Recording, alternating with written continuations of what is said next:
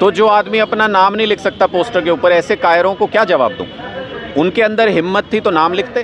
BJP के नेता अक्सर कहते हुए नजर आते हैं कि ना तो अरविंद केजरीवाल दिल्ली में खुद काम करते हैं, ना पंजाब के मुख्यमंत्री को काम करने देते हैं। उनको लेके इस तरीके से सब पूरे देश में घूमते रहे। 6 महीने की आपकी सरकार है, जैसे मर्जी कुर्सी पे दाएं करवट बैठ लो चाहे बाएं करवट बैठ लो, 6 ही महीने बैठ सकते हो, उसके बाद कुर्सी से पटक के मारेगी जनता। मैं खुली चुनौती देता हूं उनको। 50,000 तो दूर की बात है, 1,000 नौकरियों की भी अगर मुख्यमंत्री मनोहर लाल खट्टर लिस्ट सार्वजनिक कर दें तो मैं माफ़ी मांग लूंगा सार्वजनिक तौर पे और राजनीतिक जीवन भी छोड़ दूंगा।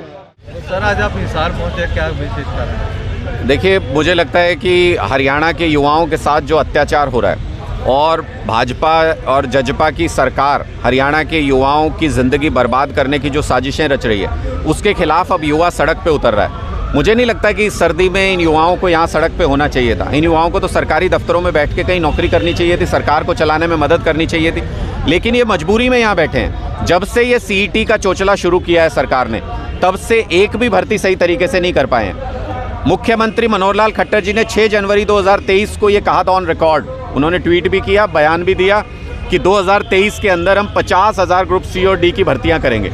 मैं खुली चुनौती देता हूं उनको। 50,000 तो दूर की बात है, 1,000 नौकरियों की भी अगर मुख्यमंत्री मनोहर लाल खट्टर लिस्ट सार्वजनिक कर दें तो मैं माफ़ी मांग लूंगा सार्वजनिक तौर पे और राजनीतिक जीवन भी छोड़ दूंगा।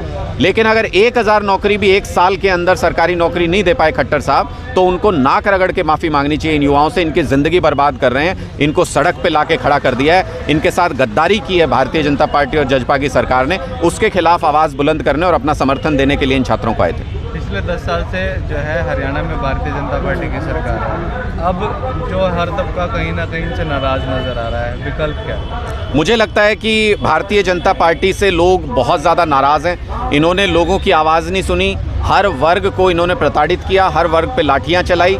एक मजबूत विकल्प की तलाश हरियाणा के लोग काफ़ी लंबे समय से कर रहे थे।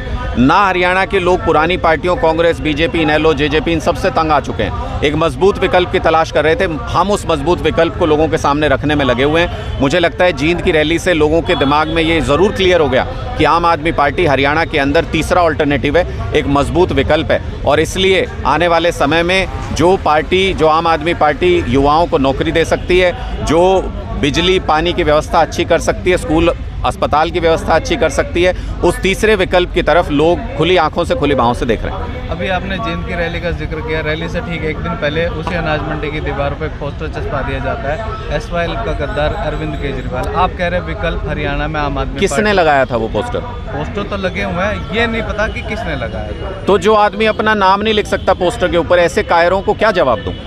उनके अंदर हिम्मत थी तो नाम लिखते, और अगर नाम भी नहीं लिखते तो जो 10 साल से सरकार में भारतीय जनता पार्टी, उससे नहीं पूछ रहा वो व्यक्ति सवाल जिसने भी लगाया है। जो 25 साल कांग्रेस पार्टी सरकार में रह के चली गई हरियाणा, उससे नहीं पूछा उन्होंने सवाल। एक ऐसी पार्टी से सवाल पूछ रहे हैं जो हरियाणा में अभी तक कभी सत्ता में आई नहीं। इसका मतलब कि वो मोटिवेटेड व्यक्ति है, कहीं से पैसा दिया जा रहा होगा, कहीं से सपोर्ट किया जा रहा होगा, इसलिए उन्होंने वो पोस्टर चस्पा कर दिया। हम नहीं परवाह करते इन सब चीज़ों की।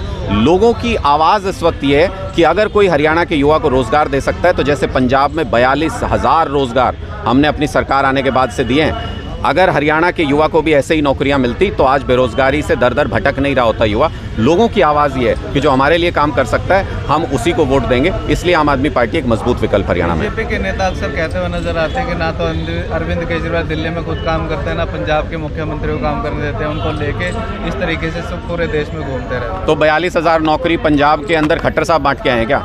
अपने यहाँ सरकार चला लो यार, यहाँ सरकार चल नहीं रही। 4 साल से बेरोजगार दर दर भटक रहे हैं। आप जो वादा करते हो वो निभा नहीं पाते हो, आप कुछ काम करते नहीं हो। आज भी कैबिनेट मीटिंग है, अगर कुछ भी उसमें डिसीजन हो जाए तो मुझे बता देना। कुछ अनाउंसमेंट कर देंगे जो चुनाव के बाद तक टल जाएगी।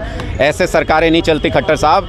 आप ना बिजली मुफ्त कर पाए, ना पानी मुफ्त कर पाए, ना स्कूल अच्छे कर पाए, ना अस्पताल अच्छे कर पाए। हमने ये सब करके दिखाया दिल्ली में भी और पंजाब में भी, और युवाओं को रोज़गार भी दे दिया। इसलिए लोग अब एक विकल्प की तरफ, आम आदमी पार्टी की तरफ देख रहे हैं। 6 महीने की आपकी सरकार है, जैसे मर्जी कुर्सी पे दाएं करवट बैठ लो चाहे बाएं करवट बैठ लो, 6 ही महीने बैठ सकते हो, उसके बाद कुर्सी से पटक के मारेगी जनता। 2024 के चुनाव में क्या 10 की 10 सीटों पर आम आदमी पार्टी अपनी जो है कैंडिडेट खड़ा करेगी या गठबंधन? आम आदमी पार्टी की तैयारी 10 की 10 लोकसभा सीटों पर और 90 की 90 विधानसभा सीटों पर मजबूत तैयारी है। हमारा संगठन गांव के लेवल तक बन चुका है और गली गली में, गांव-गांव में, बूथ-बूथ पे हम लोग अपनी तैयारी कर रहे हैं। जैसा पार्टी हाईकमान का आदेश होगा, लोकसभा चुनाव में हम उसको फॉलो करेंगे। विधानसभा चुनाव में निर्णय स्पष्ट है कि 90 की 90 विधानसभा सीटों पर आम आदमी पार्टी अपने दम पे चुनाव लड़ेगी और सरकार बनाएगी।